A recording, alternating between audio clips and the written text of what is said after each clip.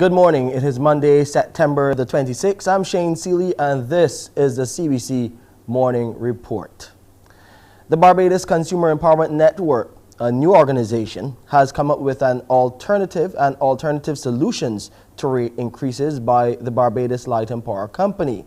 Speaking last night on CBC TV8's The People's Business, the interim executive director of BCN, Maureen Holder, said one of the alternatives should actually be going in the opposite direction, that of issuing a rate decrease. Light and Power, by all means, you have to do what you have to do to give us consistent electricity and a supply that speaks of the standard that you're supposed to have.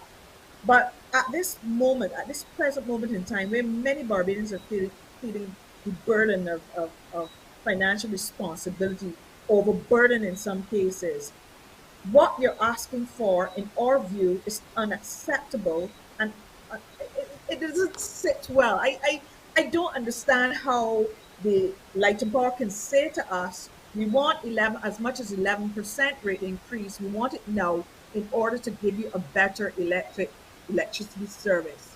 We are saying you got to get it from us. Can't it be done in another way? Can't you absorb more of the risk?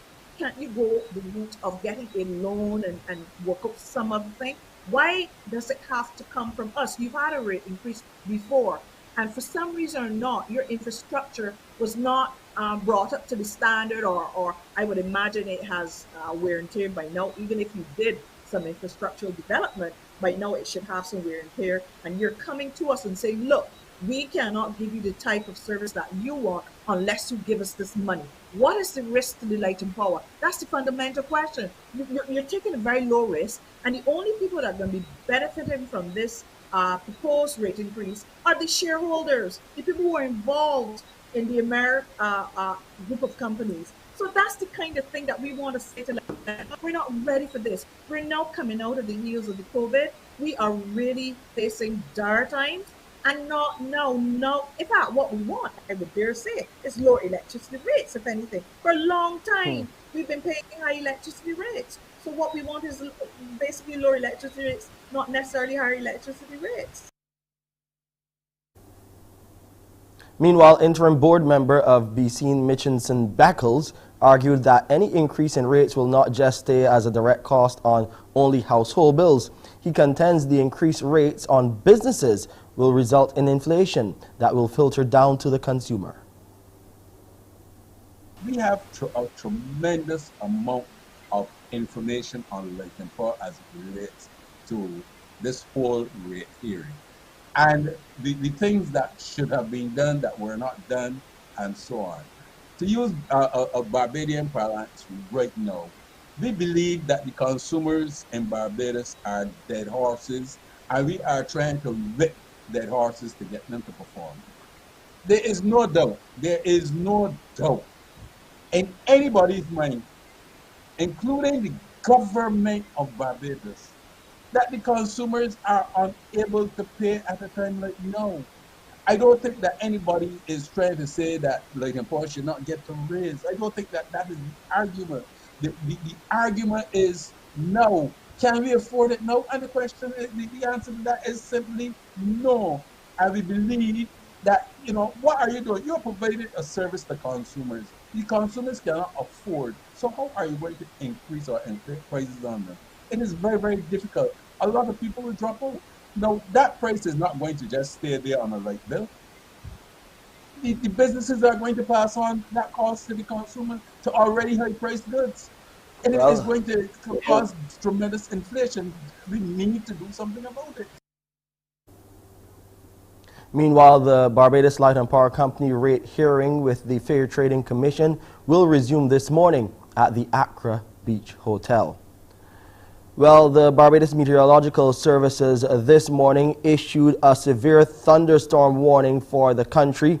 A severe thunderstorm warning that is issued when significant lightning activity is expected in a short period of time, generally for less than 6 hours, and it has been occurring throughout the morning. We have had some very heavy showers.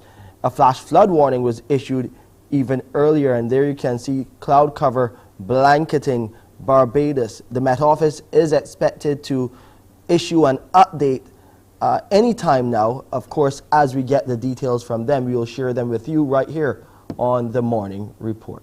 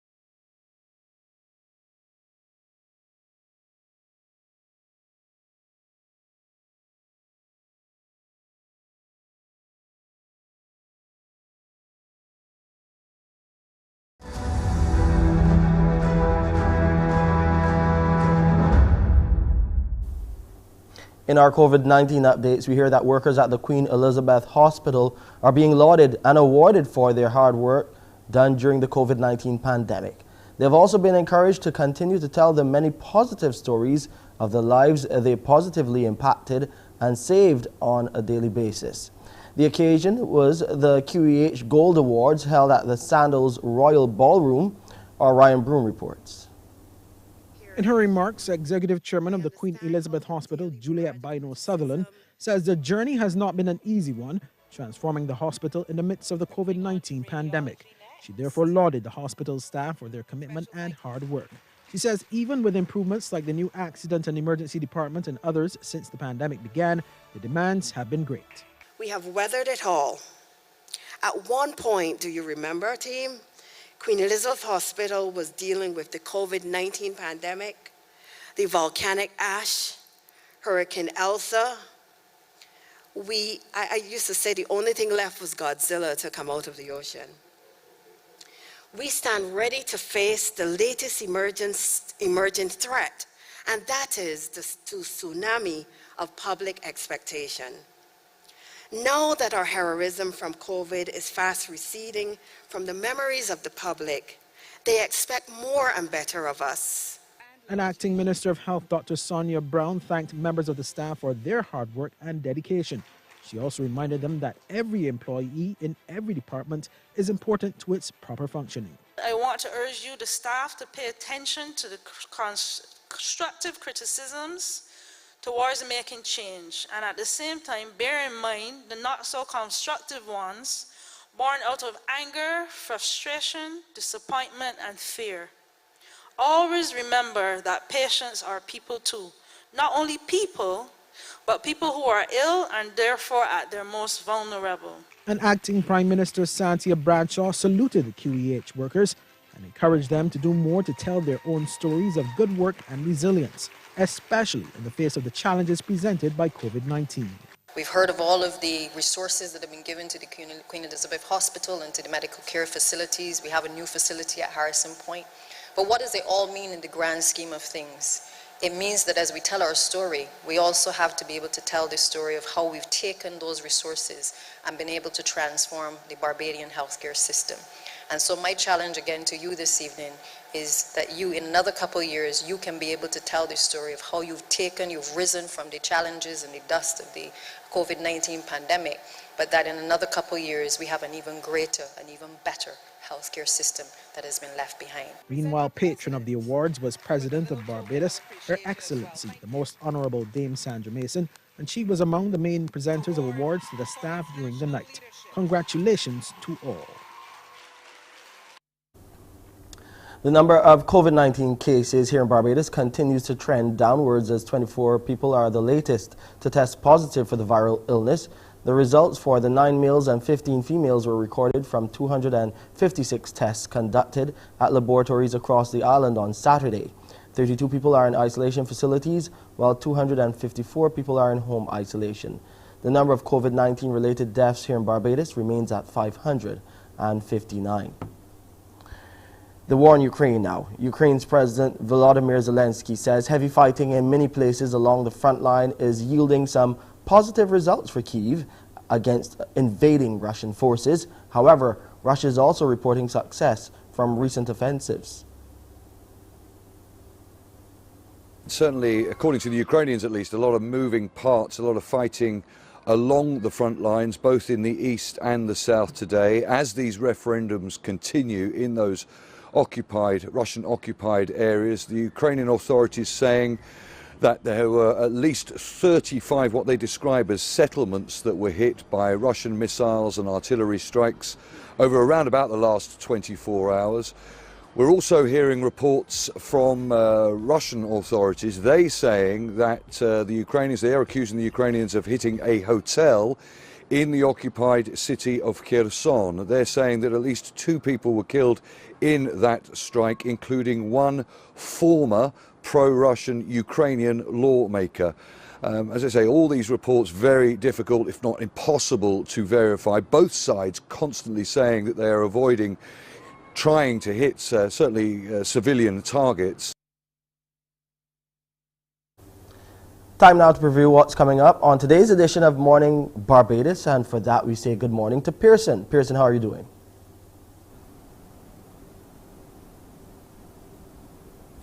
Good morning, Shane. I'm doing well. Hope you're doing well as well. And good morning, everyone. When you join me at 6:30 this morning for Morning Barbados, we'll have our usual Monday morning conversations on Caricom, when we will be tapping into Prime Minister Mia Mottley's recent speech to the UN General Assembly. And they have specific looking at the regional and international concerns. So we'll share a bit about that and get Ambassador Kamishong's perspective. Also today, we'll be talking to the author of the book Journeys Around the World for Love and Money. It's the award-winning broadcast journalist and author Dr. Sharon Milagro Marshall will join us as she shares about this pandemic publication project. Can't wait to hear more about that. And our food technologist will join us this morning to look at food safety while grocery shopping. Not to be missed. So join me at 6:30 for Morning Barbados. Back to you, Shane. Thank you, Pearson. Well, there's major endorsement for Project Bridgetown, Project Revitalize Bridgetown. You'll hear who is endorsing Prime Minister Mia Mottley's vision for the city after the break.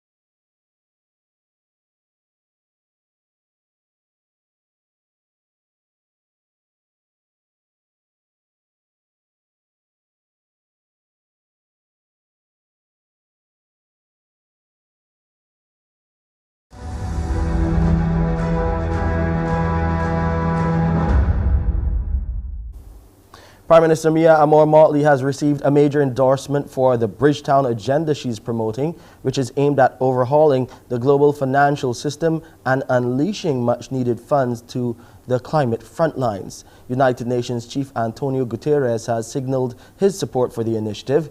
He has called on Washington to get behind the idea now. Prime Minister Mottley is working to deliver a new global finance compact for vulnerable countries. She shared further insight into the Bridgetown Agenda as she delivered the first Kofi Annan lecture series. Earlier this year, we started an exercise, yes, of talking and discussing with civil society, with academics, with some countries, drawing on our experience and theirs, and putting together a small list of policy priorities strategic, and focused, that have, in our view, the rarity of being both achievable and meaningful. We call it the Bridgetown Agenda because we ask people to come and join us there and to reflect on these things so that we could see how we could make the world a better place. Not because Barbados has that power. We don't. We're 166 square miles. But it is because we have that conscience. Barbados will reflect a mix of the new and traditional in the vital tourism industry going forward. That's the message from the Minister of Tourism and International Transport, Senator Lisa Cummins, as Tourism Week 2022 opened with a service at Sanctuary Empowerment Center yesterday. She said officials are working with their tourism partners and players to incorporate all aspects of the sector.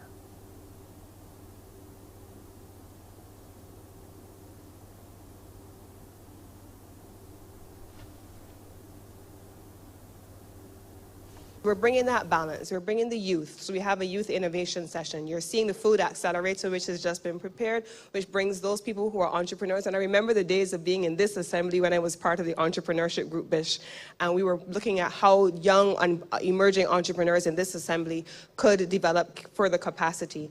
So we are incorporating all of those things into the tourism sector. Our accommodation sector partners are here.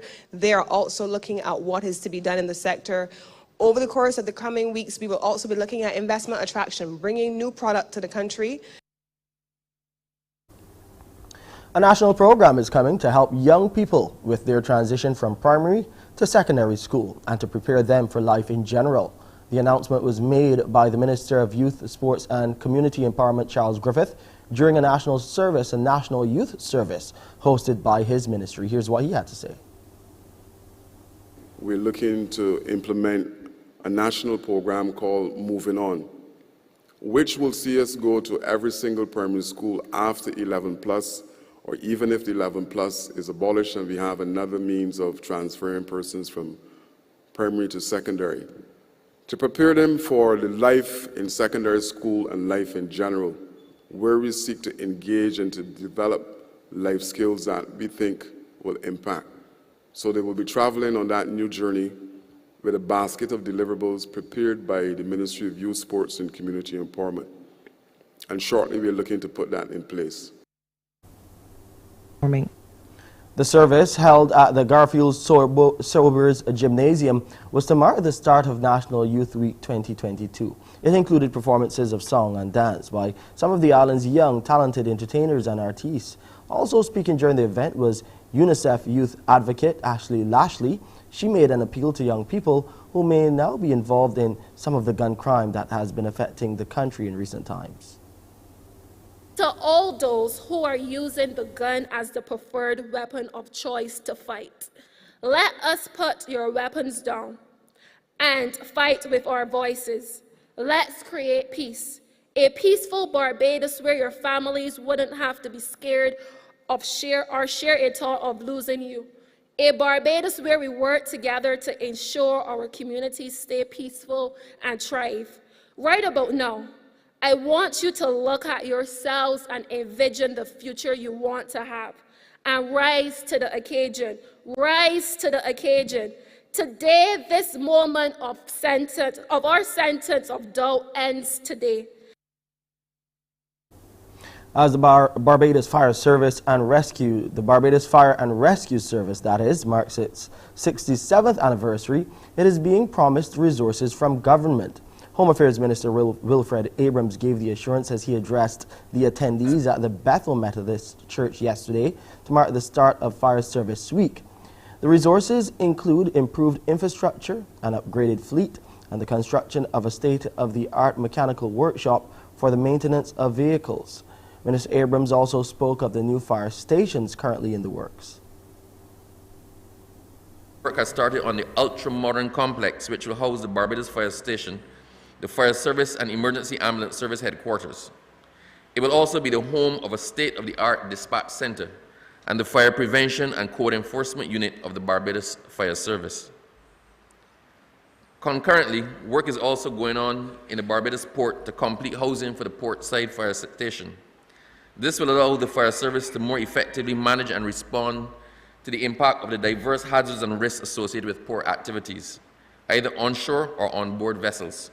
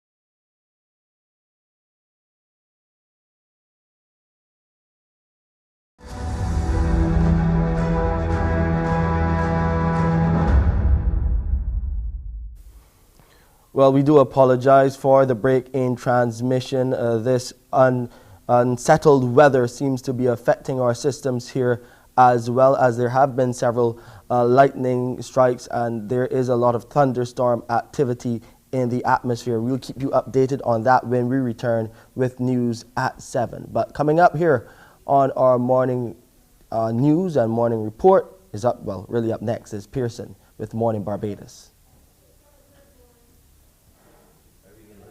Clear?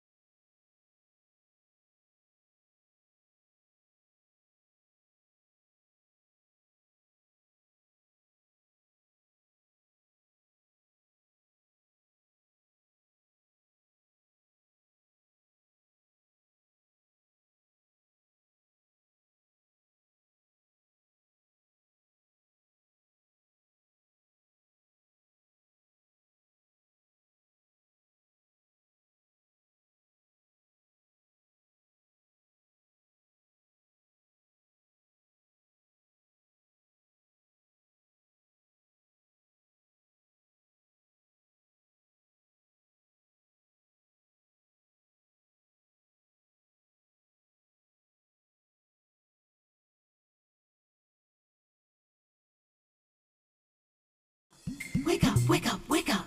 Barbados, get up. Good morning. Good morning, Barbados. Good morning. Good morning to you.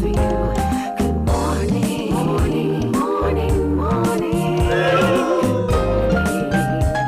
Good morning to you. Good morning. Morning, Barbados. Good morning. Good morning to you.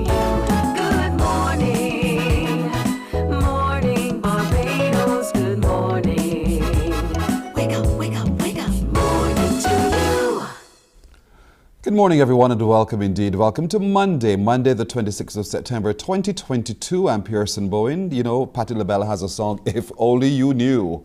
Just how much we do love you, indeed. And so the crew, I want to tip my hat to them. They've worked hard to get us back to where we can actually see you and you see us as well. But thank you, indeed, for sticking around, because here we go, Monday morning. Now, today on Morning Barbados, we'll be reminding you of what tourism means as we rethink tourism. We'll be joined by one of those players in that particular industry who will talk to us a little bit more about that and what they offer and what tourism means for the future and to every Barbadian. So look out for that. Can't wait to talk more about that. Ronnie Carrington, that famed Barbadian photographer, has an exhibition on. It concludes at the end of the month, so we're just days away from its conclusion. He'll join us this morning to talk more about when you visit the exhibition, what you can engage with. Also today, Made for More.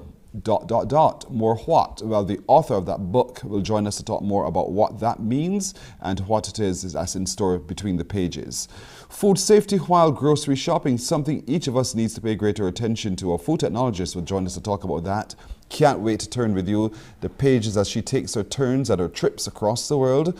Award-winning broadcast journalist and now published author Dr. Sharon Marshall will join me this morning as we turn those pages of her book, her latest book, Journeys Around the World for Love and Money. We'll talk to her about that. But let's get started this morning by having a conversation on Caricom. We look forward to this every Monday morning. And so we're happy to be joined this morning by Barbados Ambassador to Caricom, His Excellency David Comachon. Ambassador Comachon, good morning to you. Good morning, Pearson. It's a pleasure to be here with you again. Indeed. Unfortunately, I have the sad duty to give Barbadians the tragic news that just yesterday we lost one of our great sons of Barbados, a great son of the Caribbean.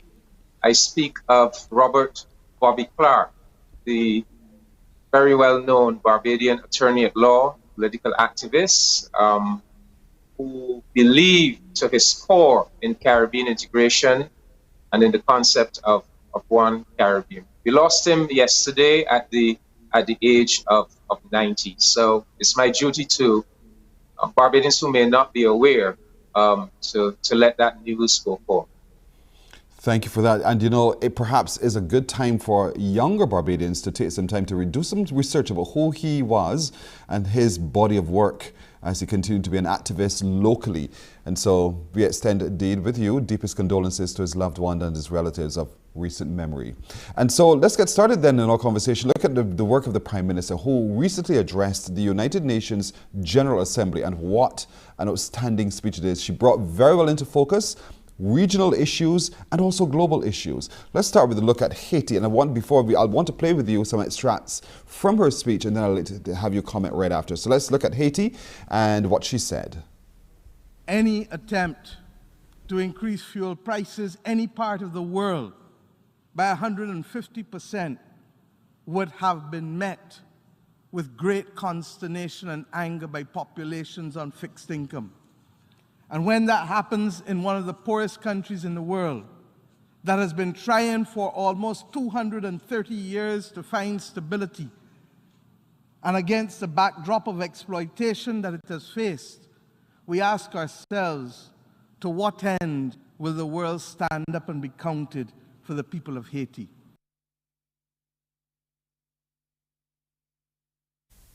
Over time, Ambassador, you and I, we've been talking about this. Where do we now go with Haiti? How do we get the world's attention and the need to address the issue of Haiti? And there was the Prime Minister on the global stage assisting in that. She did put it into her speech. Basically, what she was doing was reminding the world leaders and the global audience that there's this outstanding agenda item that has been neglected for far too long. I think almost all of the Caricom heads of government did mention Haiti. I wish that they had perhaps been a little bit more specific. I wish that they perhaps had gone there to say, well, this is what we are doing in Caricom, and this is what we now need you, the international community, to do. But I'm glad that she gave them that reminder.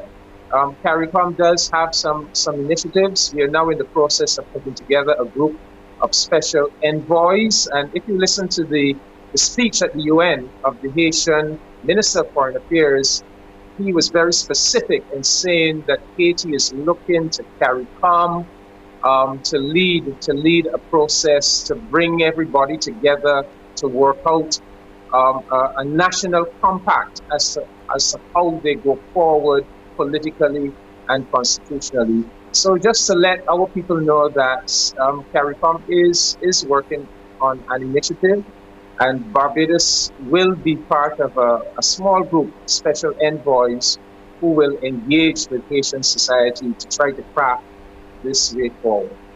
One of our other neighbors, Cuba, I know you have a very special place in your heart for it as well. You know, she also, the Prime Minister, took the time to be able to say so. And what I love about her speech was, as one of the greatest orators in the world, she got their attention. So let's look at her extract on Cuba, and then I'll let you comment right after. Similarly, we ask for the same transparency to occur with respect to the removal of the blockade against the people of Cuba. This is the 30th year that the resolution has called for that removal of that blockade. But it has been there for 60 years. And I say simply to the people of the United States of America, do not be short-sighted in your goals. For in this hemisphere, peace and prosperity is the province of all. And yes, there may be problems on both sides, but there is nothing that justifies further hardship to people because of ideological differences.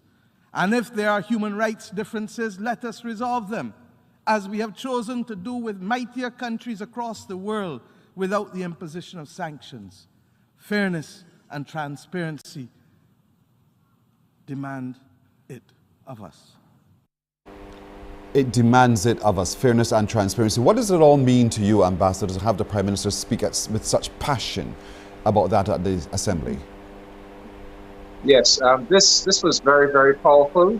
Routinely, every year, CARICOM heads of government go to the UN and include this almost formal or ritual demand that the United States adhere to international law, listen to the collective voice of the international community, and remove the blockade. Because every year there's a resolution. It has been going on now for 30 years, and virtually the entire world votes in favor of the resolution to remove the blockade, yet the United States continues to defy. But I think what the Prime Minister did, she made a direct appeal to the people of the United States, and she zeroed in. This thing about this economic blockade, it's really about affecting the lives of real people in Cuba, ordinary Cuban citizens, you know. So this was a very effective appeal by our Prime Minister. It is coming in the 50th anniversary year of the establishment of relations between Caricom and Cuba, when Caricom broke the diplomatic isolation that had been imposed on revolutionary Cuba. And on the 6th of December, we in Barbados will be hosting a Caricom Cuba Heads of Government Summit to commemorate that 50th anniversary. But really and truly, we need the United States to hearken to the words of the Prime Minister. She's telling them that this blockade is an anachronism. The time for this has long passed, and we in the Caribbean, we have long accepted Cuba as a member of our family of nations, and we don't need that kind of Cold War politics disturbing our Caribbean and causing distress to some 10, 11 million Caribbean citizens in Cuba. So let's hope that the Americans apply their hearts to wisdom, as our Prime Minister is wont to say. Yes, indeed. Now, at the height of the pandemic, and particularly at the beginning of it, the Prime Minister was always talking about access to critical public good and how the larger nations were oftentimes squeezing the smaller nations. I think she took some time while addressing the whole concern of an advocacy for the creation of an international fund to deliver those public goods, critical public goods. Let's take a look at her speech there, and then we'll comment right after. We believe today that the most appropriate place to deal with global public goods is in fact the World Bank Group.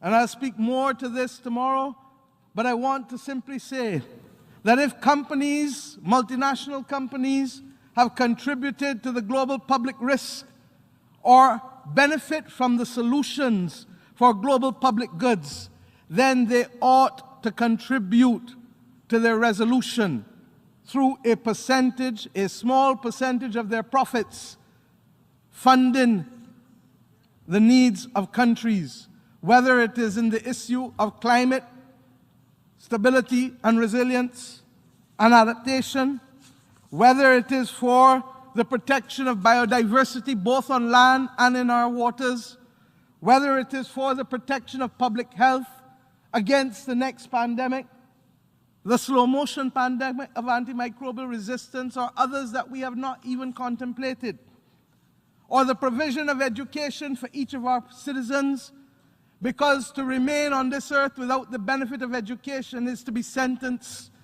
to life imprisonment from a young age. Or access to electricity, as 600 million people in Africa do without it, or the equivalent to the right to knowledge and prosperity in our age, that is access to broadband.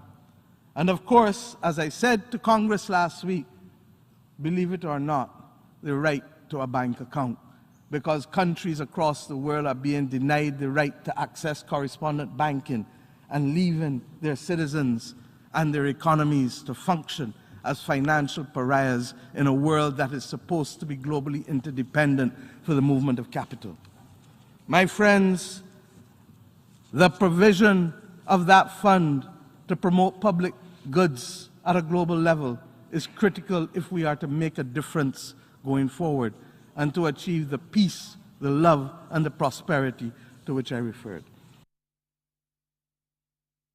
One would almost think, Ambassador, that was straightforward. They ought to have surely got it. Yes, I need Barbadians to be aware of how significant a role our country is playing in world affairs. This is a very ambitious agenda, but a very needed and realistic agenda. Basically, what we are doing is saying to the world, look, we have to deal with the real issues confronting mankind, not in the last century, but in this 21st century. And all of these international institutions that were constructed, back in the mid 20th century, these all need to be revamped and refocused now. And she gave a list. She gave a list of what are, when she says the global public goods, these are the critical international norms, the critical international benefits that must be available to every human being.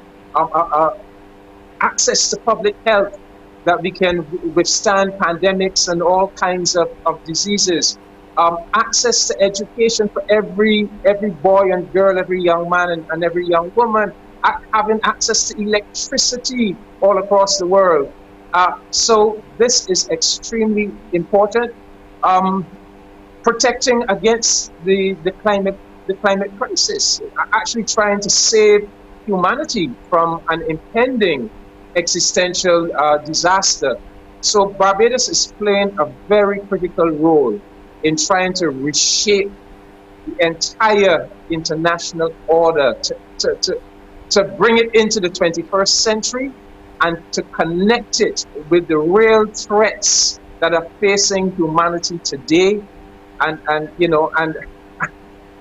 to give it that impetus to really do something of substance to come to the protection of developing countries and the people who live in developing countries all over the world. So we need to pay attention to this, because we need to be, and we, the people of Barbados, need to be engaged in this critical diplomacy that our country is leading.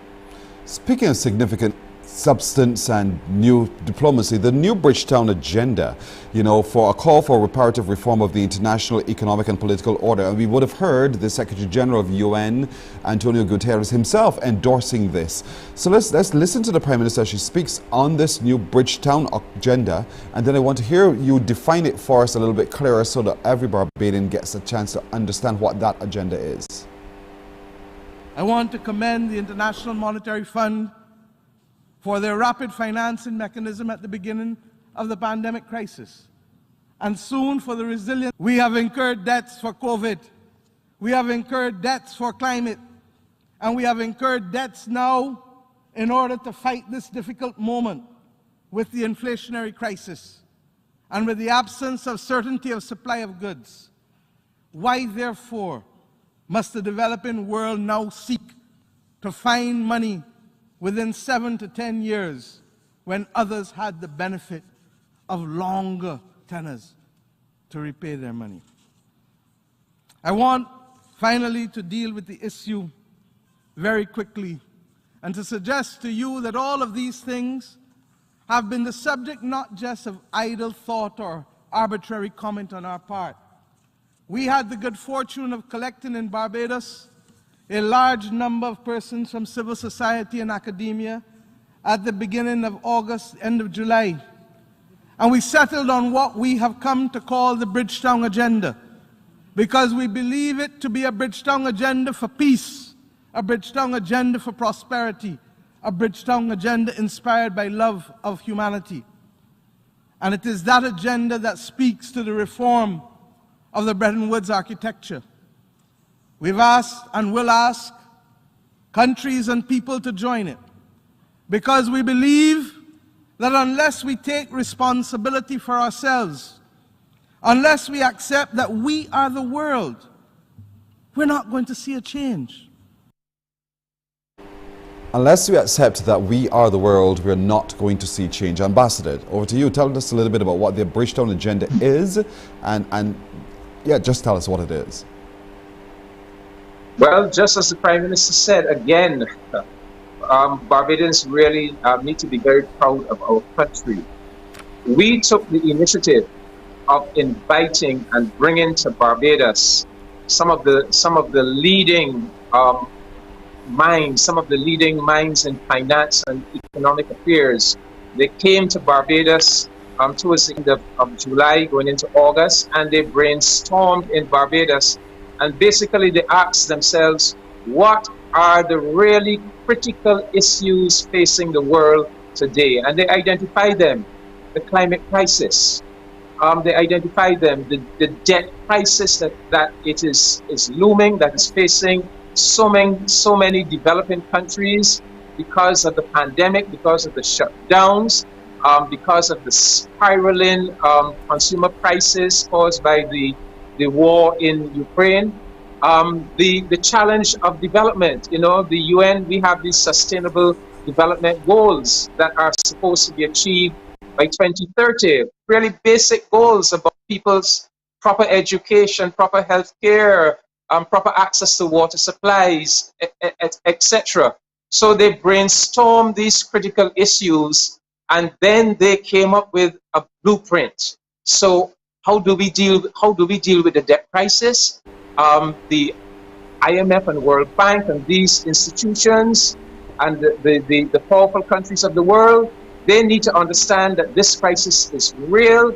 They need to understand that all these debts that developing countries had to take on because of the pandemic, you cannot expect them to have to pay these debts in the short term. We have to expand payments over an extensive period. So they've come up with very specific demands and reforms to the system.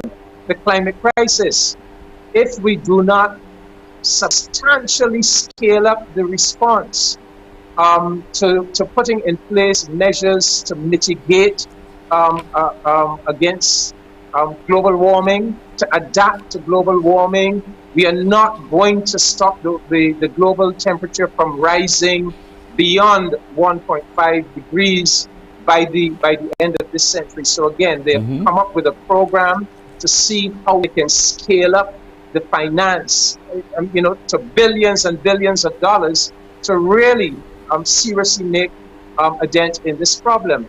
The Sustainable Development Goals, they're saying they've come up with the new thinking that the institutions, the financial institutions that were established in the last century, they are basically still dealing with problems of the last century, while we have much more serious and urgent issues that they need to be revamped and refocused to deal with. So all of these prescriptions have been pulled together under the rubric of something called the Bridgetown Agenda. And it's the Prime Minister and her team took the opportunity of the UN General Assembly to present it to the world, to discuss it with important world leaders. Yes. And what we're going to have to do now is really to mount an international diplomacy campaign to bring everybody behind this Bridgetown Agenda, to really institute meaningful and substantial solutions to critical problems facing our world today. Ambassador Commissioner, we have to leave it there, but quite a substantial amount of information shared by the Prime Minister when she addressed the United Nations General Assembly, of which we're all very proud because, as I said within my conversation with you, one of the greatest orators in the world who gets your attention. Ambassador, as always, thank you so much. We look forward to next week's conversation on Caricom, if it be God's will. Have a good day, sir. Thank you, Pearson. Much appreciated. Likewise. We're going to take a break right here. We're coming back with more in just a moment. Morning, morning, morning. Good morning. Good morning to you.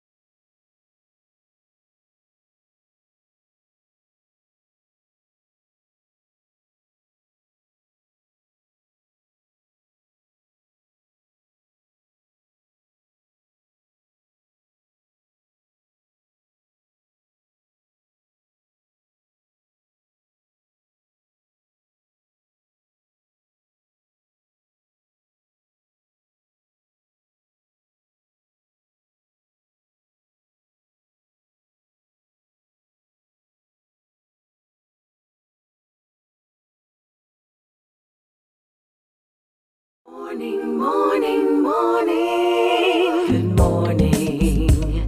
Good morning to you. Good morning, I'm Shane Seeley with your headline news. A flash flood warning remains in effect for Barbados as the intertropical convergence zone continues to affect the island.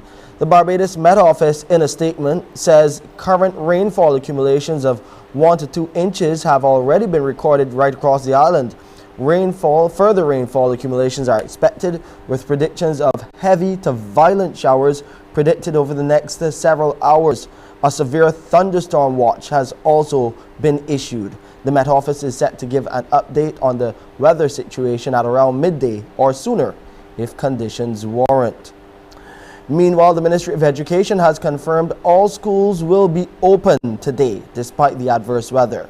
Chief Education Officer Ramona Archer Bradshaw gave the update on advice from the Met Office. While heavy rain, thunder and lightning is expected during the morning, Mrs. Archer Bradshaw says this should not affect the operation of school. The Chief Education Officer has advised students and staff to exercise caution while traveling and traversing over the wet conditions. The Barbados Consumer Empowerment Network has come up with alternative solutions to rate increases by the Barbados Light and Power Company. Speaking last night on the People's Business, Interim Executive Director of BC, Maureen Holder, said one of the alternatives should actually be going in the opposite direction, that of issuing a rate decrease. She explains what she means. Light and Power, by all means, you have to do what you have to do to give us consistent electricity and a supply that speaks of the standard that you're supposed to have. But at this moment, at this present moment in time, where many Barbadians are feeling the burden of financial responsibility, overburden in some cases, what you're asking for, in our view, is unacceptable, and it doesn't sit well. I don't understand how the Light and Power can say to us, we want 11, as much as 11% rate increase, we want it now in order to give you a better electricity service.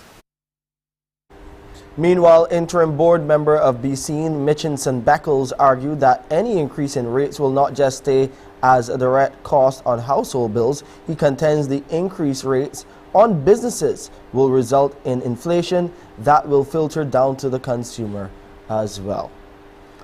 Let's look at the COVID-19 numbers now. They're pretty low. They're trending downwards as 24 people were the latest to test positive for the viral illness. The results for the 9 males and 15 females were recorded from 256 tests conducted at laboratories across the island on Saturday. 32 people were in isolation facilities, while 254 people are in home isolation. The number of COVID-19 related deaths remains at 559. And that's our headline news for this morning. I'm Shane Seeley. We'll have more on Mornin Barbados with Pearson in a matter of moments. Morning, morning, morning. Good morning. Good morning to you.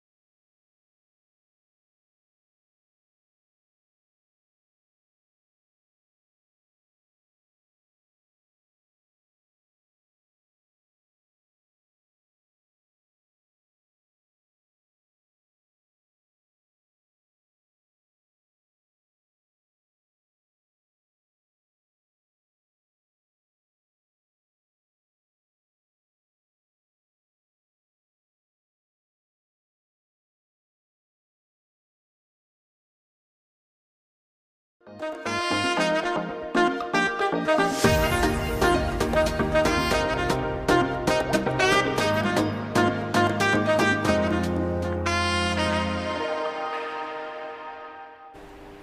4 minutes now after 7 o'clock this different kind of a morning, and now we're getting the chance, everybody, to turn the pages of this book.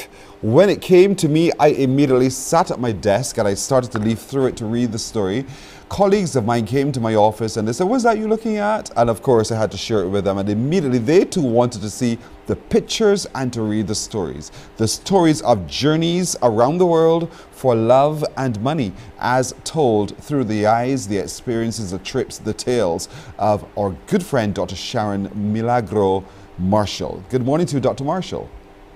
Good morning, Pearson. You said that Milagro very well. Wait, I'm learning my Spanish. I'm trying really, really hard to get it right, but thank you. Thank you so much.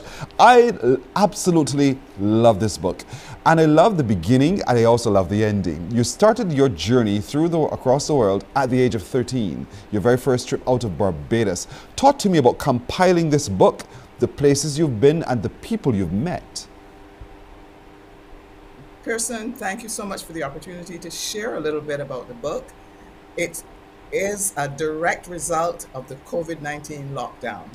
I distinctly recall how I felt when I saw the then Minister of Tourism and International Transport, the Honorable Carrie Simmons, on TV announcing that airlines would stop flying to Barbados. This really put the fear of God into me. I was like, oh my God, we're cut off from the rest of the world. I mean, I can't just go buy a ticket and travel to wherever I want to. Yes. And then on reflection, I said, but Marsh, you know, you have been blessed with the opportunity to travel first in your personal travels, because as you indicated, my mom lived overseas, and that was my reason for the very first airplane trip out of Barbados. And then I had the good fortune to work as a flight attendant with Pan American World Airways for a couple of years. Came back to Barbados in 1981 and began my broadcasting career at the Caribbean Broadcasting Corporation. Yes. And an occupation which took me around the Caribbean and around the world, not only on assignment, but to attend international conferences. I left CBC, went to the Caribbean Broadcasting Union, and that further expanded the range of my travel. And I've worked with regional and international organizations and have been afforded the opportunity to visit many corners of the globe. And to interact with many outstanding people of the world as well. You know, the late Forbes Burnham, who was the president of Guyana, Maurice Bishop. These are people who are so storied. And you, Sharon Marshall, had the opportunity to I was going to say rub shoulders, but literally speak with them to document their time and tale. And so as I turned the pages, I saw the pictures of those moments and those places as well, which makes it a very great book to have. It's hard copy, and so for anybody it's not going to destroy easily. It's hard copy, but it's going to be a really good keepsake. So in all of this, your life has really been in places where few people ever got the chance to go. And so you've been able to document that and tell the story. How was it putting it all together though, finding the pictures and making sure that you reconnected with the story to that picture? Initially, I looked at some of the travel writing which I had already done, some of the stories, and there were manuscripts that I had been working on and never got around to finishing. And when I put it all together, I realized just how extensive my travel had been. And I didn't rely on my own judgment. I consulted two bibliophile friends whose judgment I trust. And after I had compiled the manuscript, and I said, here's what I'm working on. Please be brutally honest with me. Tell me if I should just discard this idea, if it needs a little work, or if I should absolutely publish this book. And when the response came back that you must publish this, that's when I proceeded in earnest. You know, the book is called Your Journey. You mentioned the photographs, and photographs are an important aspect of the publication because I think they help to take the reader with me on that journey. I'll tell you, when I turned the pages at my office, a colleague of mine was over my shoulder while I was doing this. I said, oh, look at Sharon kissing. And she immediately thought, let me just see this. That's because you met love on the way. That's what the book is called, Journey for Love and for Money. You know, so there was along the way as well, in telling the tale, you told your story, not just the story of those places you've been. Yeah. Journalists quite often tell other people's stories, and we don't tell our own. And this was an opportunity for me to share about some of the experiences that I've had while conducting interviews, producing documentaries, and so on. So yeah, you mentioned the kiss that you spoke about came from the man I met while on assignment for the Caribbean Broadcasting Union. Yes. I discovered the West Indian community in a place called Baragua. And that started a journey to discover more, to really link it to my own personal family history, because my mother was born in Cuba. Mm-hmm. She was one of the Cubajans, the West Indians born in Cuba. Mm-hmm. And that led me to pursue research at Cave Hill. It led me to do research in Cuba, and that's where I met the man who would become my husband. So that's the love part, the love part. And another kiss, which I mentioned in the book, is one which I got from the late Maurice Bishop. The late CBC cameraman Frank Grimes and I had gone to Grenada to interview him, and very dramatic at the Fort Rupert, where he came, smoked throughout the entire interview, and at the end of the interview he kissed me right here on my right cheek and called me comrade sister.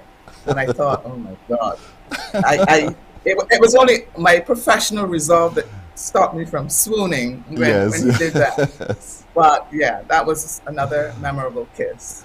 And these Sadly, are stories. Yes, go ahead. Yeah, a few months after that, he was assassinated at that same fort. And you know, folks, these are stories you will read in this book as well. As you browse the pictures, you'll see the stories, and it's written in such a conversational style that it's very easy to find oneself engrossed in the story and to just want to turn to the next page. And you cover a number of areas, one of which is dodging disaster in diverse destinations. I love the play on the D, is dodging disaster in diverse destinations. Well, yes, if you look carefully, you will see that I have a particular affinity for alliteration. Yes. Because there's another story called Meet Me in Miami. Yes.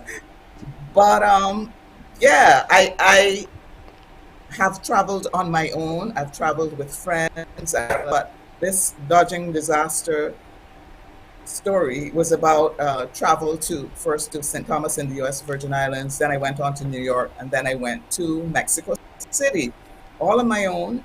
And I made arrangements for a taxi driver to take me out to see the pyramids. And I did that on my own. I didn't tell my mom. I didn't call home. I didn't tell anyone at the hotel, well, this is where I'm going and who I'm going with. And as I'm hurtling down the highway, because the gentleman brought another young man who he said was his nephew. And I'm thinking, but you know, this might not have been a very smart move, because if I'm kidnapped or disappeared, nobody would know where I am. So fortunately, I live to tell the tale. Indeed so. And so you gave also in the book impressions of Haiti. I mean, everywhere you've been, that's what you've done. Now, you've compiled this as your pandemic publication project, and I think it's a fantastic book to get. Where can people get copies of it so that, you know, that they can see and read and go on your journeys with you as well and come all the way back home? Because that's how you ended. That's how you ended. You started with your 13-year-old trip down. And I love to do this with books. I turn to the first page and I read the last words in the book as well. And so, home again. That's how the book ends, the narrative ends. So you took us everywhere and you came back. Now tell us where to go get this so we can go everywhere with you and come back. Ended with my own neighborhood. Yeah, the book is available at Cloister Bookstore. It's available at the Barbados Museum gift shop.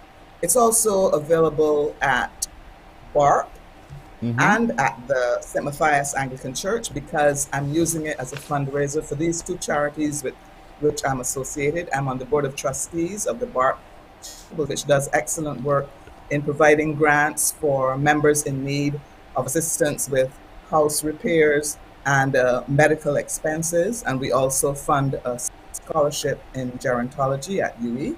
And the St. Matthias Anglican Church does a ministry where they provide hampers to needy persons in the community. And it's not just a Christmas ministry, but it's year-round. Every month we collect funds or goods in order to be able to do this. So that's why I've donated copies to both BART, the Charitable Trust, and to St. Matthias Anglican Church. And of course, you can also get copies of the book from me. Yes. You can email me, milagro@caribsurf.com, or look me up in the telephone directory. I'm listed, Sharon Marshall, Amity Lodge. And if you see me in public, you can always hail me up. You can be pretty sure that I have a box of books in the trunk of my car. So, so we can do business if you have the $60. Of course we can. And if you're lost for that, you can call me here. I'll give you the numbers and the contacts as well. You know, one of the readers wrote about your book who themselves had their travel curtailed by the pandemic. They said, if you keep on writing like this, the international travel industry may never recover from its current doldrums.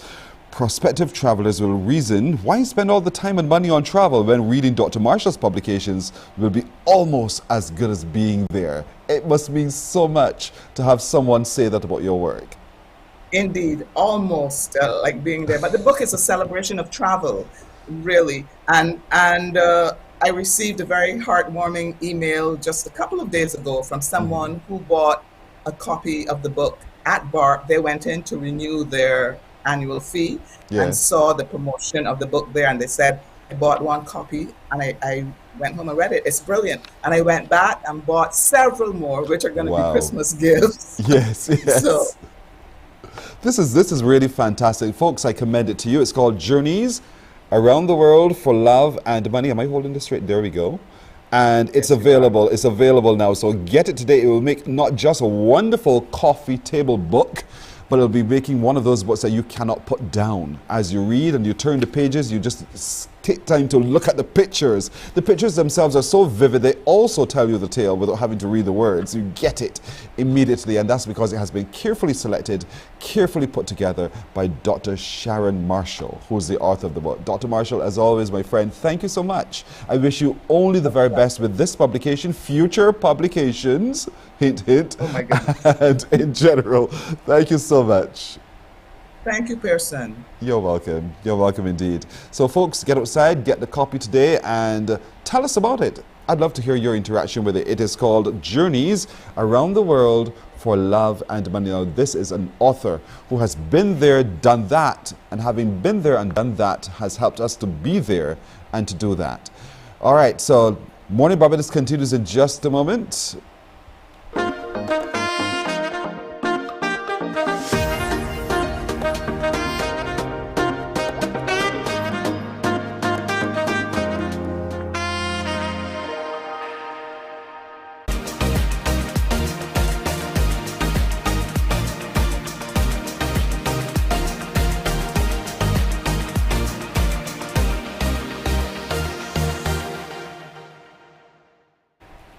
Carolyn Pilgrim is a food technologist. Carolyn Pilgrim has been with us before. Carolyn Pilgrim joins us again. Carolyn Pilgrim, good morning to you. Good morning. How are you? I am well. How are you doing? I'm fine. Thanks for having me again. You're very welcome. This is a lady who I run into in the supermarket. You know, my friend Carolyn Pilgrim, a food technologist. And the last time we were together, that's what we were talking about. You know, when we're grocery shopping, some of the things that we need to pay closer attention to as it relates to food safety. And that's where we want to start again today. So take me inside the supermarket or the grocery store, anywhere, and let's start looking at those places we need to pay greater attention to. Okay, sure. I'll get to that. I just wanted to very quickly just make a correction from the last time I was here regarding the cooking time. I bothered me from the time I went off air. I don't ever want to, disseminate incorrect information. Yes. But 70 degrees Celsius is the standard guideline for cooking time for foods. Some foods will require higher than 70, like poultry would be 73.9 degrees Celsius, and things like fish can be safely cooked at 62.8 degrees Celsius. So just to clarify, 70 degrees Celsius is the standard guideline for cooking time for foods. Yes. Good to know that, right. And so I feel we've great. just pushed the great. door. We're in the supermarket. I've reached Yes. for my trolley. Yes, you reach for your trolley. And well, in terms of with COVID, especially, people will tell you, well, normally they would sanitize the trolleys for you, at least the handles and maybe around the rim, but you can have a wipe and you can wipe it yourself if you care to. Normally, I'll be honest, I don't. I sanitize at the door, and if the handles are sanitized, I go on. I will normally pick up for sure the dry things first and leave my cold things till last. Because you want to make sure you have, I don't know, maybe I'm a little different as I browse, because I'll go aisle to aisle to aisle to aisle to aisle every time, and as I go, if I pass the cold storage, I'm going to pick it up. I'm not going to go and say, okay, these dry goods first and these cold things last. As I go, and that's generally, I think, what most people would do. As I pass it and I want it, I pick it up. But you're saying we rejig how we do this. Yeah, just because, you want to avoid, the cold things being out of refrigeration. You want to avoid them being out of refrigeration for very long, because with those things, temperature control is imperative to maintain the quality and the safety of the food. So that's why you would normally say pick those up last. That's if you're doing large shopping and you're slow. I'm a speedy Gonzalez when I'm going through the supermarket. All right, so Most be cautious of that. Most men are. Yeah, be cautious of that as you're purchasing your food from the supermarket, your items, that the cold things ought to be purchased closer to when you're heading to the checkout, so that you reduce the length of time off cold storage. That's absolutely critical. Is there now when it comes to choosing products as well? I am one when it comes to bread in particular. I squeeze, I smell, I do all of those things before I. You too. But I also look for the date on the little plastic clipper. Do you do all of that? Is that critical? Of course. Oh, well, for me, for freshness, and I'll also say I pick the bread from the back. I don't take the bread at the front. Yes, the bread at the back is fresher. Yep. So I don't take from the front. I take from the back. Yep. And you tell me now? All right, so now I know I'll be reaching beyond and go from the back and come forward. Yes, go to the back. That's the freshest bread. But I often go by the date on the plastic clip that seals the bag. If that tells me that I have enough lifespan, then I'm going to go with it.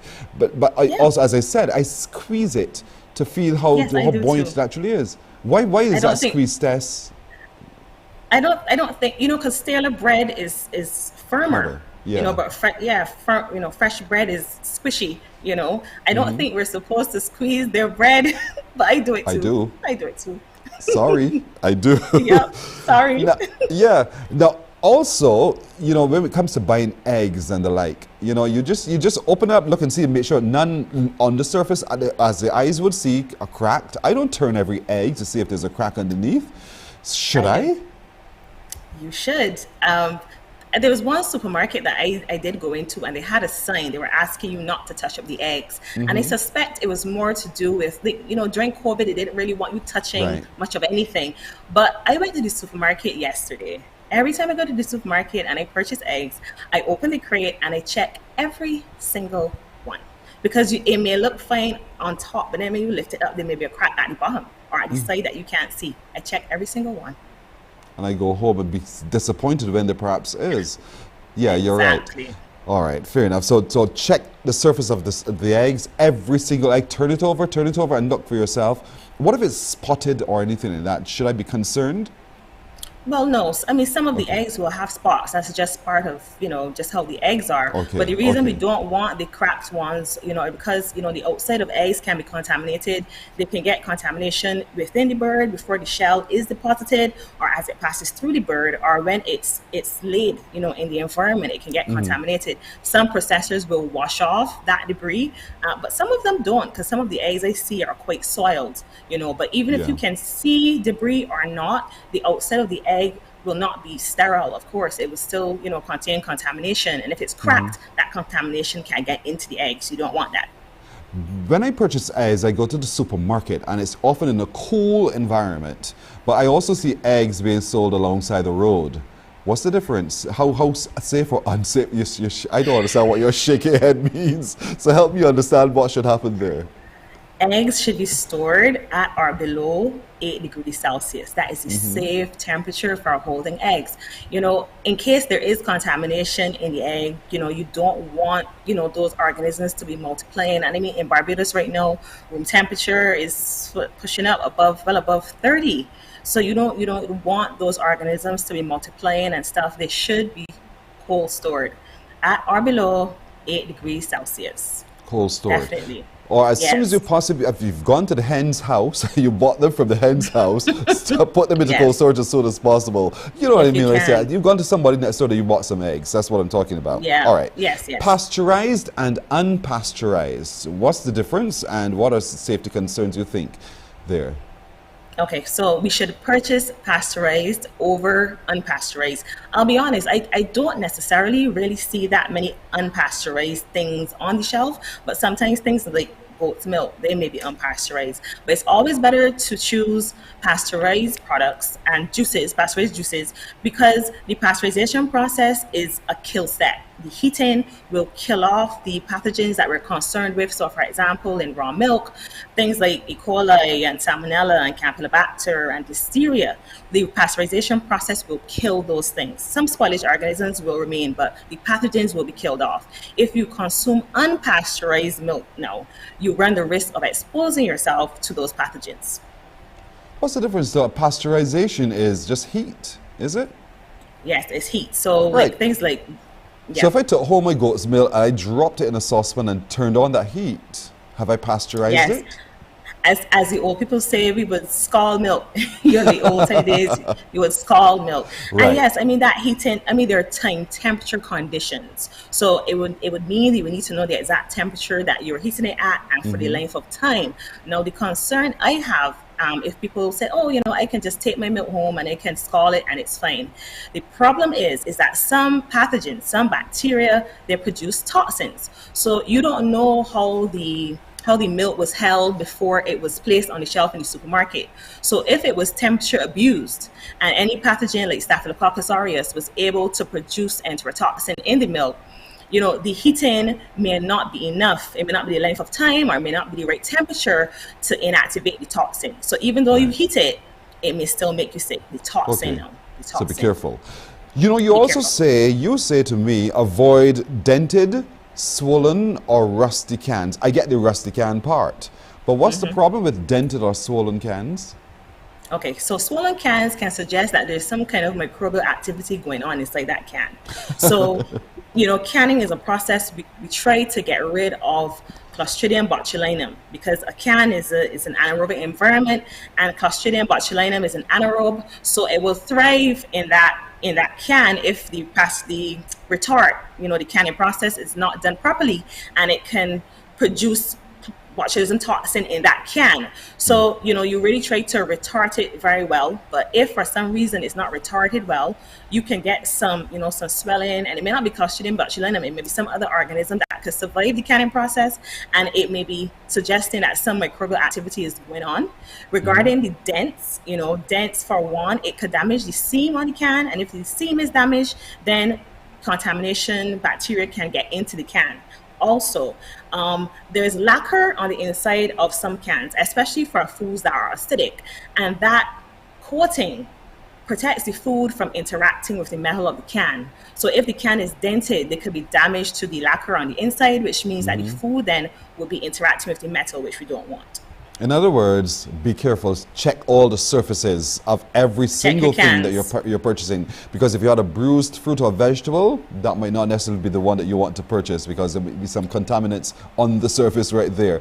I want you to look at, again, at the raw meats, for instance. I could understand if it's a raw meat and the butcher is there cutting it, that I need to be a little bit more careful there too. But when you go to the supermarket and you reach into the cold storage, you have it already parceled out and sealed and the like. Should I also now be using that plastic bag to dip that out? Or can I just, with my bare hands, take it up as I normally would and drop it into my trolley?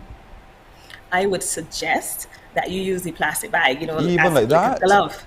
Yes, because even though it's sealed, but it's like plastic wrap and it's, you know, tucked underneath. But imagine if some of those juices are getting out, which they do, then if they're stacked on top of each other, all of those juices are touching everything underneath. So they're contaminated with those raw meat juices. So it's better to take that bag up and make a glove with it and take it out and just pull it over. That's the better thing to do. Well, I hope we get contaminating your hands. I hope we all get it right now. And again, this is one of those to be continued, Miss Carolyn. And I really want to thank you so much for joining me this morning to again open our eyes to some of the things and the experiences that we have in the supermarket, which we take for granted, as I do. And now, as we do our grocery shopping, we are a lot more aware of some of the practices that could very well be dangerous to our bodies, and I really want us to pay greater attention. Carolyn Pilgrim, our food technologist, thank you so much again. To be continued. Listen for the call. Thank you for joining us. You're so welcome. Have a good day. You too. Likewise. Bye-bye. We'll take a break here on Morning Barbados. We're coming back with more in just a moment.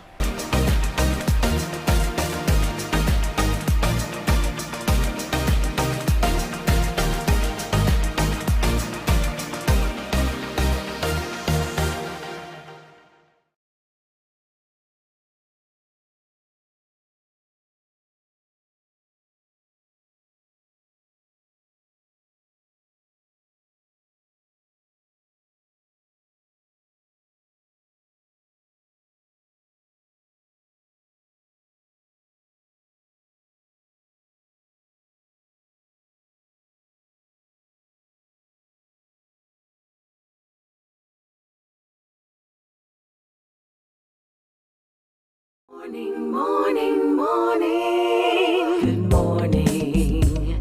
Good morning to you. It's 7:30 in the morning, and all week this week is Tourism Week. Rethinking Tourism, the theme. It started yesterday with a church service at Sanctuary Empowerment Center, and it continues today with a whole host of activities which we shall share with you. But we want to talk today up to one of those people who plays a critical part in tourism and the delivery of the service and the experience that people have, or guests or island experience once they are here. His name is Matthew Babb, and he's with Unseen Barbados, the Catamaran. Good morning to you, Matthew. Good morning, Pearson. How are you doing? I'm well today. How are you doing? Good. I'm okay, thanks. So far, so good. Oh, so far, so good? That's good to hear. Yeah, so far, so good. Well, let's talk tourism for just a moment, because you're also one of those players that provides a wonderful experience for those who come to our island. Talk to me about what you do and what it means to be able to give back to tourism in the ways that you do. Oh, well, at Unseen Barbados, we provide luxury toys, water toys, as well as luxury yachting. We do have the newest and coolest water toys in the world, which would be Sea Bob. It's a pretty cool toy that goes underwater, and then we also have e-foils, and they pretty much fly above the water. They're like flying surfboards, remote controlled by the hand. And then we also do luxury yachting, and if you book any of our boats, then all of the water toys come included as a part of the experience.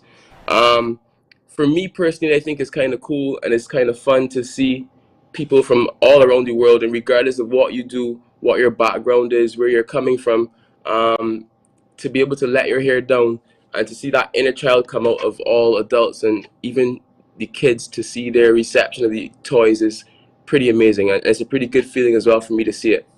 Has tourism always been one of those places that you've always wanted to be a part of? If I'm going to be brutally honest, it was not in my immediate dreams as I was growing up. However, life has pushed me in that direction, and I couldn't be happier, to be honest. That because, as you said just now, you get a chance to interact with so many different people and to change and to brighten that experience. Exactly. And, you know, some people, no matter how they come to the boat or come to the beach, they leave with a ridiculously big smile on their face. And that means a lot to me, especially because it really enhances the Barbados experience. Absolutely, and you are a critical part of that. But you know, there are times, I mean, it's not always hunky-dory. We would have had the pandemic, which would have impacted your business as well. How did you stay focused? And how did you stay committed to tourism? Because you could have chosen another area to keep you sustained. Well, I mean, everyone had different views. I always was of the opinion that whenever the COVID scares and COVID problems started to die down, that there would be like a big post-COVID tourism boom. And even though we've not seen the big boom as yet, the numbers have been increasing again in Barbados. And I do believe that this season coming will be a very promising one. Barbadians respond to tourism in its broadest sense, and what do you think we can still do to be a part as individuals of tourism? Sorry, person, I think you just froze for a second. I missed you like halfway and you said I froze? All right, I apologize. What I asked you was, what do you think tourism should mean to Barbadians, and what can Barbadians now do to be a critical player in the tourism industry? Well, you know, what's actually very important is that tourism is not only just the services sold in the restaurants and the services sold on the beach. Tourism actually starts from just the simple smile of every Barbadian. Coming to an island and seeing people, you know, greet you with a nice big smile and a good morning is not something you get everywhere in the world. And it's something that Barbadians need to realize, that every single person, regardless of your job and what you do, you play a very integral part in the tourism experience for visitors to Barbados. You know, but oftentimes, you know, there's a perception by some, I am not a servant. How do you begin to remove that out of the psyche of Barbadians to know that our job are to be hosts of our guests? Well, I mean, you know, as something as simple as a smile, I mean, really and truly, if you were to sit down and look at the numbers generated by the island financially in the pandemic, or before the pandemic and then in the pandemic and now after, you see that with tourism, it makes a very big impact on our foreign exchange.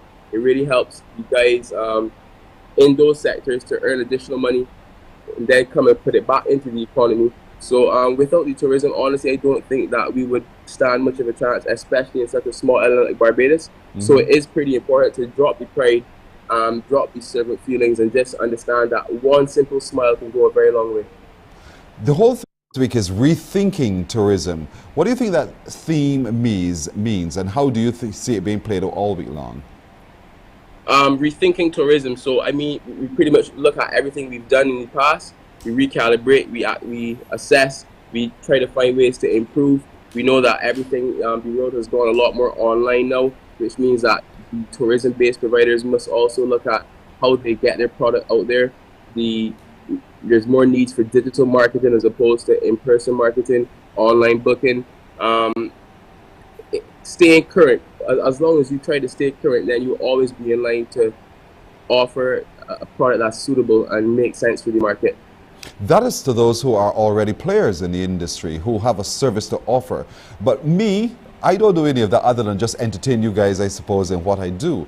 But the average person walking the street, you know, how can they play a part as we begin to rethink tourism so that tourism truly is everyone's business? What do you think can be done? Simple things like even getting out and trying experiences. You know, I find that too often Barbadians who live in Barbados, they don't have a clue what's offered there. They don't have a clue where you can do certain things. And you know, if you were to get out and enjoy these experiences, not only do you put yourself in a position where you have the story to tell, but you can share that story with anyone you meet or any friends who come in to visit.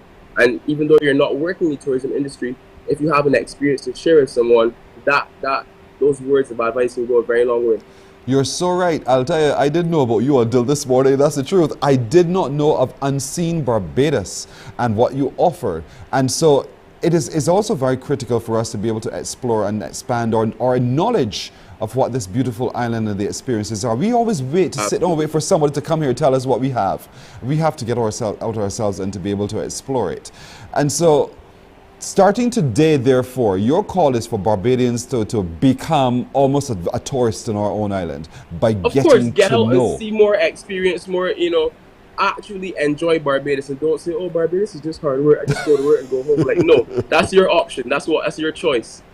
I like your reaction. Yes, man. I agree with you completely. And so all this week, every Barbadian will have an opportunity to explore more about what the tourism product offers. And, you know, and it's because we are so good, have been so good at what we do, we have been designated a mature destination. What do you think we can do now to really reignite interest among a younger demographic, or, you know, so that we can get them to coming to Barbados? So I think this really goes back down now to simple things like government permissions, because of course there are tons of projects, tourism projects that would be suggested or people would submit business plans for. Some people just don't have the investment or the funding to get their business plans off the ground. But I think that right now is a time where corporate Barbados can actually look at, investing and helping some of the younger players in the game to actually see what ideas they have to get them out, because for years and years and years, typically Barbados was a place of sailboats and jet skis. At Unseen, we've really created a market for ourselves because of what we offer, how we offer it, and the fact that we have toys that no one else on the island does at the moment. So, sometimes it just calls for somebody to take that leap of faith and for somebody to support them or to help, because a little bit of help goes a pretty long way. You seem like a really deep thinker about this business called tourism. Where did this journey through tourism start for you? Funny enough, it started in about 2018. Well, actually, no, I would say from like 2017, actually. Just different aspects of the industry. But I must say that I am one of the few that I've been blessed to be exposed to quite a bit within a short space of time. So for the time I've been in, I've spent most of my days thinking about ways to be better and thinking of ways to get to the next step. So I'm pretty familiar with the ins and outs of the runnings and the red tape and legalities as well that some business owners have to go through. And I can see the love you have for it, not just for your business, but also for being able to reach out and contribute even more broadly to tourism. And so all week long this week, Barbadians are encouraged themselves to also begin to dig within their own psyche to see how else we can rethink tourism. I want you to remind us again about what your Unseen Barbados offers.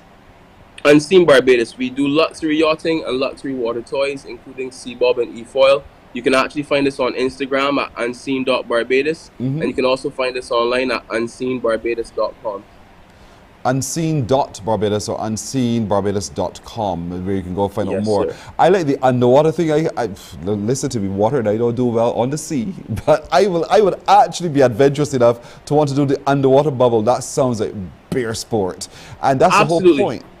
It's for Barbadians to get out there and have the bear sport experiences that we're talking about, because it's offered here on this island. And so I really want to commend you for all of the work that you've been able to do, Matthew, in tourism, and continue to do through tourism, and how tourism flows through your blood. And I really hope that people find it infectious enough themselves to want to play the part that you play as well. Unseen.barbados, as you see there on your screen, that's the Instagram page, and you can contact them very, very easily. It's all there. Just look for them on social media and have that experience. Get to see the Barbados that you don't see with your naked eye oftentimes by Unseen Barbados. Absolutely. Matthew, thanks a lot, my friend. Take care.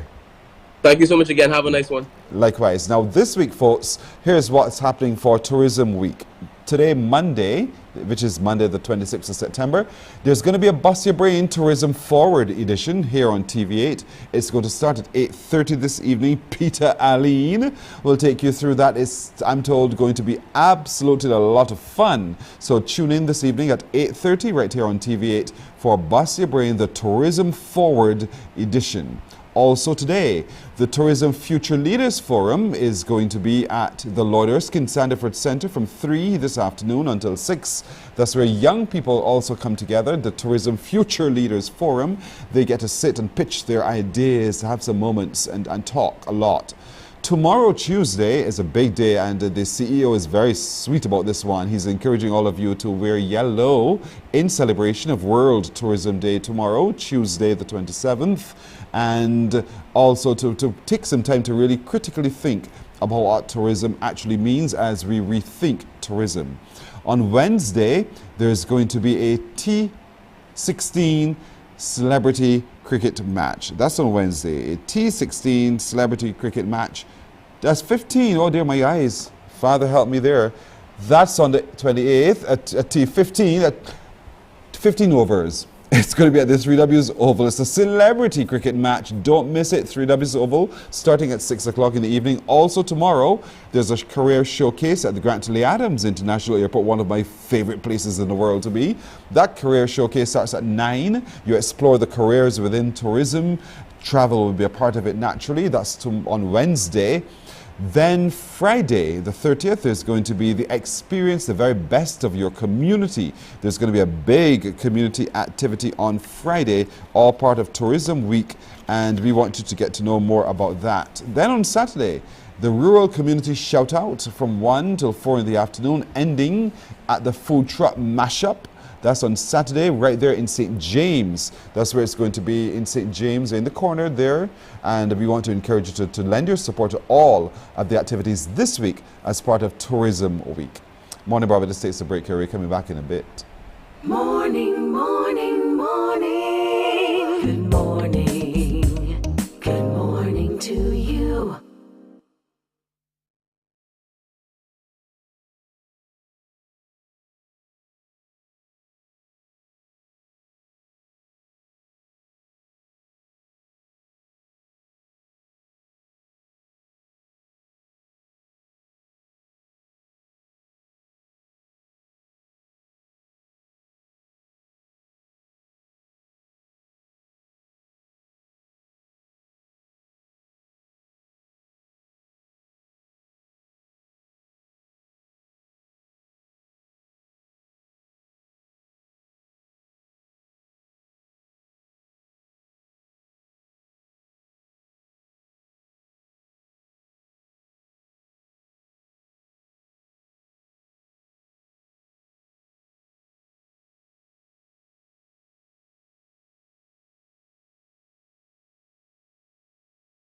Morning, morning, morning. Good morning.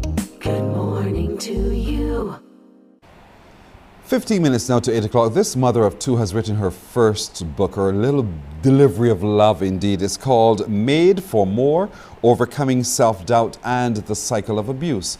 Her name is Sharon Duglin. She joins me now as the author. Good morning to you, Sharon. Good morning, Pearson, and good morning, Barbados. Thank you so much. And congratulations on your publication. Congratulations indeed. Talk to me about what the book means so that as we read it, we understand what we will get from it. Thank you. Okay, I find that every time I'm in a room with women, right, the topic of abuse always comes up. It doesn't matter what type of abuse it is. And then they're always so like secretive and looking around to see who can hear what they're saying. So I recognized there was a need for me to tell my story because oftentimes people look at you and they judge you and they feel, okay, you didn't go through anything. So I have highlighted my childhood traumas, cycles that I continue to repeat as a result of the abuse that I have encountered in my life. And in doing so, you've opened up yourself, you've become vulnerable to not just inspection, but judgment. How therapeutic was that for you? Wow. I can tell you that has been a journey because in writing, I had to stop, remember some of the things that I went through, feel that emotion, do a little therapy session, and then write so that when anyone picks up this book, they can understand and, you know, they can feel my emotions and somehow they can identify with what I have written in the book. That's right, because in reading your story, it's not just about gossip, folks. You will see yourself between the pages as well. And while your real life example might not be exactly as Sharon's was, you know that you might have had a circumstance where you felt emotionally triggered in the way that Sharon was. And so that's why you've written the book. And so you're seeking to break that cycle of abuse and the like. Yes. How was it in getting your content together and ensuring that you're delivering safe, as a story that will bring some benefit to someone safely? Yes, please. And so far, I can tell you that it is going out safely because people have been coming to me and saying, you know, Sharon, I experienced that, but I don't know how to say it because we have this thing where we cover up abuse. Abuse is covered up in the Caribbean, in Barbados for sure. And even if it is known among the churches, it is covered up and people don't have that avenue to come and speak out about it. So I have decided, you know what, it is time that people are set free and recognize that living this life where abuse makes you feel so mediocre, it is time to realize, listen, you are made for more than this. There's Yes. so much more to you. You know, you have to come out of that cycle, because if you don't break the cycle, Pearson, it continues. You're right. Abuse robs you of your personality, of your Does. everything, It your does. confidence and the like. And so this book helps the reader to regain that confidence. Yes, please. Right. So knowing what you've done now, you've provided people a platform through which they can actually spring into something positive. How does that make you feel? Oh, I am overwhelmed. I feel Yes. blessed because knowing that my story is helping other people, Mm-hmm. I mean, I'm just overwhelmed and thankful to God that I was able to put it together and it is helping women, because some persons will come and say to me, you know, Sharon, I read that and it triggered something. So it means, therefore, that I need to go and get help with it. I need to, be healed from that. Mm-hmm. So, yes, I am glad that it's helping others so far. You are a mother of two. And so, now that is also a responsibility of yours, not to pass on the same cycle of abuse, but to, having learned from it, you stop that cycle of abuse and you put them onto a more positive path. Are you able to be able to make that kind of a transition through the lives of your children? Yes, Pearson. I was like what people probably call like a mother hen. I made sure that my children did not have any sexual abuse, physical or verbal or anything like that. And they're grown children, 29 Mm-hmm. and 21. So I am glad that I was able to protect them from that. And I want parents to be more observant. So many times we think, oh, this person is well known in society. The teacher wouldn't do anything, my neighbor wouldn't do anything. But you have to be more observant. And I want all parents also to be more sensitive, that when their children come and say to them, uncle touched me the wrong way, or this person did that. Listen to the child and don't just say, oh, it can never be that person. No, that person is highly respected, Mm-hmm. you know? Yes. The book is called Made for More, Overcoming Self-Doubt and the Cycle of Abuse, written by Sharon Duglin. Sharon, for those watching today who want now to get a copy of the book themselves, where can they get copies of it? I have the copies and they can reach out to me on Mm-hmm. 820-97-73. 820-97-73. Yes, Correct? please. Yes. 820-9773. 820-9773. That's the only Yes. number to call and get a copy of this book, Made for More, Overcoming Self-Doubt and the Cycle of Abuse, by Sharon Duglin. That's her face and her name right there. And we want to encourage as many of you as possible, once we're done here, to make her phone ring off the hook. Yes, please. 820-9773. Sharon, thank you so much for sharing Thank you from too. your experience and for being able to reach out to help others as well. You could have kept this all to yourself and That's but you've decided to come to the light and shine that light on others as well. Thank you so much. Thank you. You're welcome. You're very welcome indeed. The book is called Made for More, Overcoming Self-Doubt and the Cycle of Abuse. Sharon Duglin is her name. The number to call, 820-9773. Morning Barbados continues right after this.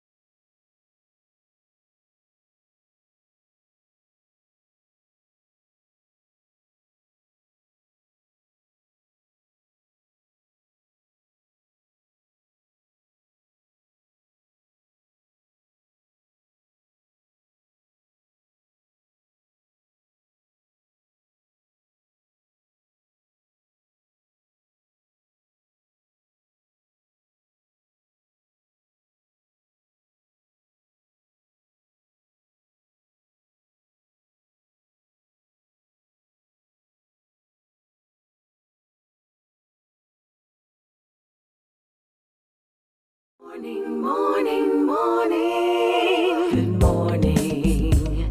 Good morning to you. 7 now to go to the hour, and this man has been marking that 65th anniversary of his professional career in very significant ways. This is Ronnie Carrington. We're going to see it through his eyes, indeed, when you visit his exhibition. Ronnie Carrington, good morning to you. Good morning, person. How are you? I'm well. How do you do? Fine, thank you. Now, you've been hosting an exhibition of your photography over the years, 65 years, it's a long time. Where is it, and how can people come and see your body of work? Right, it's at Queen's Park Gallery, and the exhibition is open daily from 10 to 6 p.m. It finishes on Friday, so just a few days left. So folks, this is your last minute chance to really come and see the great works through the eyes of the renowned Ronnie Carrington. Now Ronnie, when we get there, we look at the exhibition in Queen's Park Gallery. Walk us through the stages and ages that you're sharing with us. Yeah, okay, so they're basically 4 segments. There's my vintage collection, which are photographs taken between the 70s and 80s of, I would say, village life in Barbados. Many of them used to appear in The Nation under the Beijing Folkways page. Right. Then there is a section called The Other Side of Barbados. These are photographs of areas of Barbados that I would dare say most people have never seen or not very often. Yes. And so they should find that interesting. There's a section called Street Life, and these are photographs taken on or around streets, not just in Barbados, but other places in the world as well. And there's a section called Sea Fans, and Sea Fans basically are visitors who take my photo tour, and the response when they reach the East Coast, many of them just freak out over the Atlantic scenery and so on. And I've kind of recorded those images of people just being mesmerized by the ocean. So there's a small section. Yeah. So you took them to sea and then you watched them. You captured those experiences as well. I love that. And so when we come there, that's what we'll see. We see life from then right through, and it's all its variety, all of its richness and its beauty. And so you've been doing this now for a while. For some people, a lifetime. So Ronnie, what does it mean really now at this stage of your life to be able to put on this exhibition at the Queen's Park Gallery? Well, I have to tell you that my brother really put me in it. He called me early this year and said, Ronnie, this is 65 years since your aunt gave you your first camera. And I think we should celebrate that. So I kind of was dry kicking and screaming to acknowledge that. And we put a small group together and started to plan. So we did a variety of things. We did a photo tour. I did a photographic workshop at the Grand Salle. And so this is a culmination of that. And so it's a reflection of my journey. And, you know, I believe that I've recorded aspects of Barbadian life that hopefully will have a legacy value. Right. You know, film has changed over the years, you know, and its method of being able to be brought to light. In watching the exhibition, will we also see that, you know, the tools, technology and the like, how that has played on the changing ways in which photography was displayed?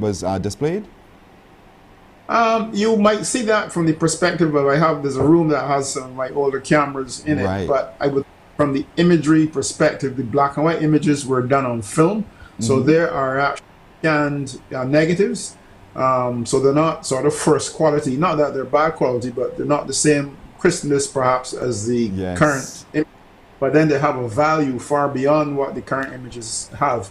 The digital technology has allowed me also to do some video inserts. So there are about 4 screens with video running on it as well. But the technology has really made life a lot easier and given us a lot more flexibility. No, that's good, because the use of the multimedia is what makes life a little bit more interesting today for a lot of people. So it's not going to be, folks, a boring exhibition. No, not at all, because Ronnie's been able to use all sorts of different media to be able to bring the exhibition alive. And so as you go through the times of Ronnie Carrington, what he's seen and has been able to document in the Queen's Park Gallery, you will see life in Barbados from then right through till now. And so you say it's every day at the Queen's Park Gallery from what time to what time again? From 10 until 6. Right. Is there an admission fee? Do we pay? No, it's free of course. And what I will say, for those of people who are interested in the more sort of the more detail on Wednesday between 4:30 and 5:30. I'll be there doing a question and answer.